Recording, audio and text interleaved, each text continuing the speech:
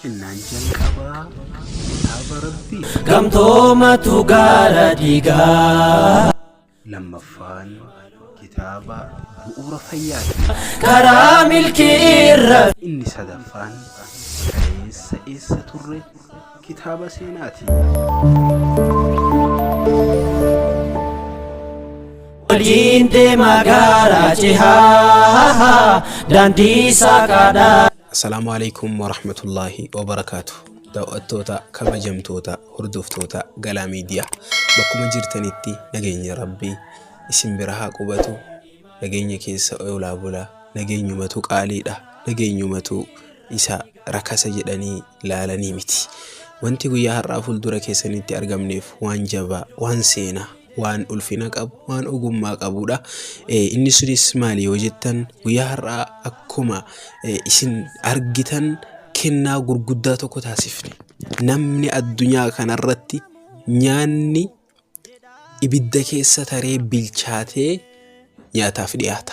Dhalli namaa, ilmi namaa kitaaba dubbisee bilchaatee namooma guuta. Kitaabni guutuu nama godha. Dhaloota kitaaba dubbisu, dhaloota kitaabaan guddate, dhaloota kitaabaan imale, dhaloota yeroo mana dhaloota geera hundatti dhaloota nyaataa ta'uu nu barbaachisu, dhaloota yaadaa ta'uu nu barbaachisa. Dhaloota yaada gaarii qabu uumuuf, dhaloota ogummaa qabu uumuuf, dhaloota akka Rabbi jedheef, akka Rasuulli Rabbii sallallahu alaihi wasallam jedhe akkasitti jiraachuuf, dhaloota akkasii argatuuf maal nu barbaachisa? Dhalootni har'aa kun yoo cidha deemu nyaata qabatee deema, yoo taaziyaa deemu nyaata qabatee baha, nama dhibame hospitaalatti nyaata qabatee ittiin dhaqa. Dhaloonni kun dhalootuma nyaataati jechuudha. Bakka hundatti dhaloota nyaata naannessu osoo hin taane bakka hundatti dhaloota kitaaba naannessu uumuufi. Kaayyoon guddaan nu ta'uu qabu namni dhukkubu nyaata hin barbaadu. Nyaata muraasa yoo nyaate illee firaaf aanteen inni qabu hundi yoo nyaatuma baadee achi dhaqe kan hospitaala ciisaa jiru nama tokko yookaan dubartii takka maaliree inni qorii fi muuzii fi burtukaana wantoota adda addaa qabatee gara hospitaala imaluuf. Dhaloota akka kennaatti nama dhibameef kitaaba qabatee hospitaala dhaquu nu barbaachisa.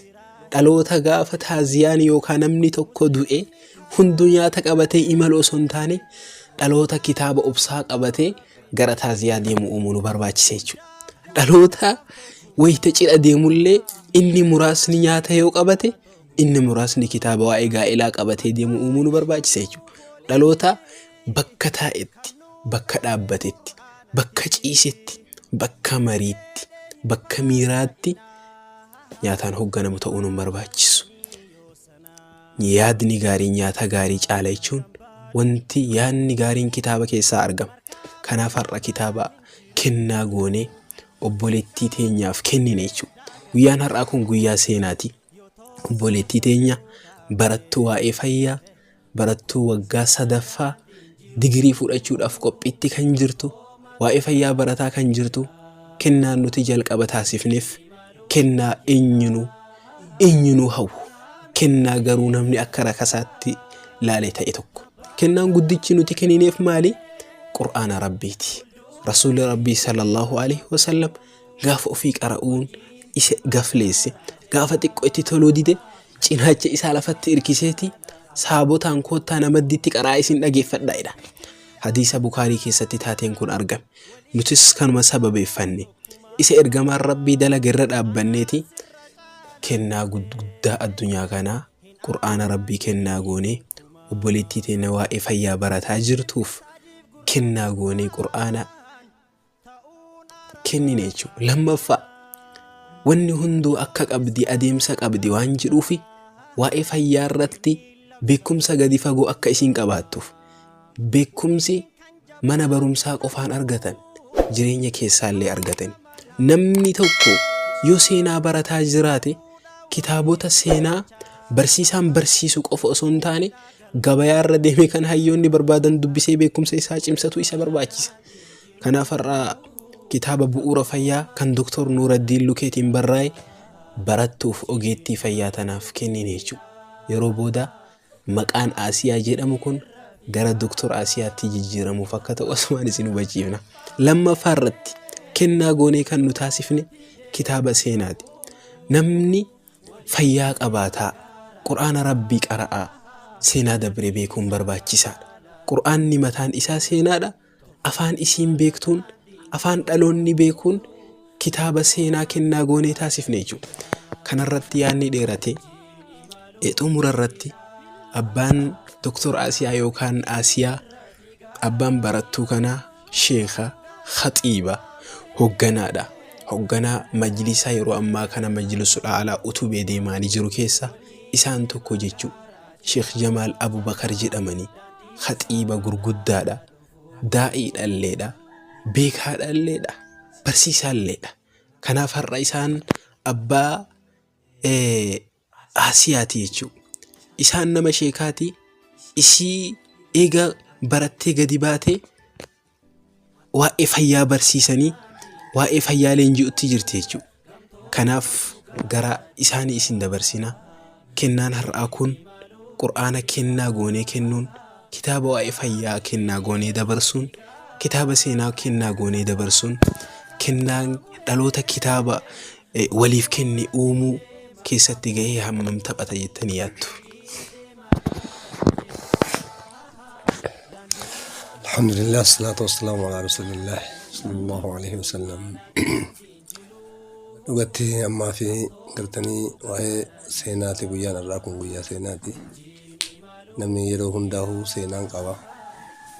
Akka guyyaa irraa kanatti gartee seenaan akka guyyaa irraa kanatti wanni gurguddoon kanaa olillee dalagamee dabruu hin danda'a. Galaa miidiyaa ka jedhamu kun miidiyaa ammaaf naannoo keenya irratti argamee waa bu'uureessee waa galmeessee seenaa waa hunda addunyaa irratti dabarsu akka ta'e inni kunis gartee akka nu guddatee nu mul'ate nu bu'uureeffamu jechuun kaayoo keenya yaada keenya bal'aadha. Rabbiin keenya ammoo nu argamsiisu irratti rabbiin galatoomfannaa alhamdulillah rabbil aalamiin.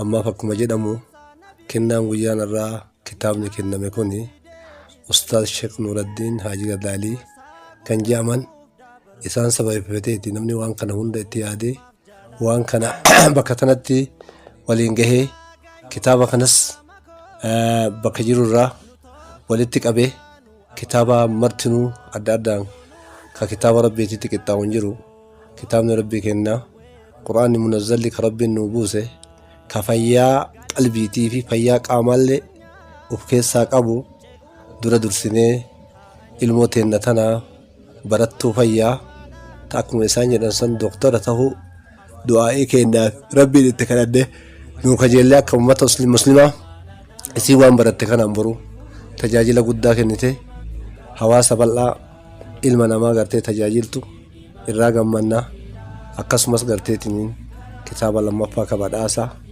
ka waa'ee bu'uura fayyaa jedhu ka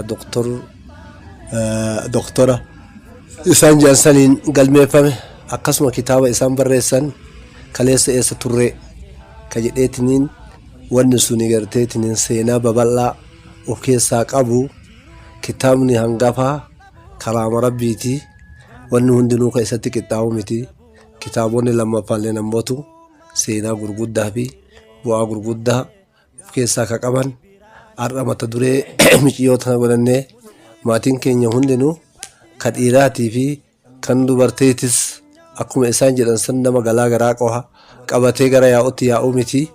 Galaa barumsaa, galaa kaayyoo wayii, karaa galaa seenaadhaa warra garteetiniin siinqeffatee harkatti qabatee haga tokko gartee akka hordofan ta'uun rabbii kennallee insha Allahu ta'ala irra hin kajeellaa. Ammaaf garteetiniin guyyaan irraa kuni guyyaa seenaati, guyyaa bareedaadha, guyyaa kennaa galaa guddaati. Akkuma galaan miidiyaan waraabe kun galaa miidiyaa jedhamu galaan kitaabban kunillee galaa jechuudha. Siinqiidha. Siinqii garteetiin jiruun duniyaatii fi milkiin akiraallee itti rarraatee of keessaa qaban waan ta'uuf rabbii keenya galatoomfannaa. bakka tanaan nu gahu ammas garteetiin boodarrallee akka guyyaa har'aa kana jalqaba arginetti guyyaa xumuraallee nama walirratti deebi'ee miidiyaan kunillee miidiyaa waa hundaa'uu gartee haala hunda qindeeffatee mijeeffatee bakka hundatti deebinee xumura eebbaa bakka isaan jedhan san irratti deebinu rabbii keenya garteetiin kajeellaa ka dabreef rabbiin keenya galateeffataa ka hafe ammoo garteetiin dabala rabbii keenya irra kajeellaa rabbii keenya kajeellaa amma fasawa kiyyaa wa sallallahu ala nabiyyina muhammadin wa ala alihi. Akkuma kennaa goonee taasifne kana akkuma isaan dubbatan kana waa hedduu dubbatanii inni kennaan kennameef barattuudha. Mee isiin hoo kennaa isiif kenname kana akkamitti ilaalti? Maaltu itti dhaga'ama? Asiya maaltu itti dhaga'ama? Wallahi wanna dhagahama guyyaa har'aa wallahi gammachuu guddoo kanan jedhamni na dhagahama. Kabajamoo Sheek Nuuraddiin Gazzaalii ka jedhamu jazaan keessan jannatul firdawsiif isinii haa ta'u jecha abbaa kootiin hangafee haadha kooti itti aansee sheekallee itti aansee isin hunda maatiin keenya guutuun jazaan keessan jannatul firdawsii isinii haa ta'u. Daawwattoota keenya kabajamu qophiin waa'ee kennaa kitaabaa sababeeffannee qopheeffanne kana fakkaata. Dhaloota kitaaba kennuu wal barsiise, dhaloota kitaabaan bilchaate, dhaloota kitaabaan ogummaa horate, dhaloota dubbisuu aadaa godhate, dhaloota mobaayilaa sooshaal miidiyaa irraa wal jedhee kitaaba quba qabaate, dhaloota kitaabni mana isaa jiru kottu na dubbisi jechuun dura dhufee si dubbisa jedhee kitaaba fudhatee rabbiin haa taasisu isiniin jecha qophiin guyyaa har'aa asuma irratti goolabama. Salaamu alaikum wa rahmatullahi wa barakaatuh. Fuulduratti deeman hafuu waliin deema gaara cehaa daandii saaqaadhaa dhufuu.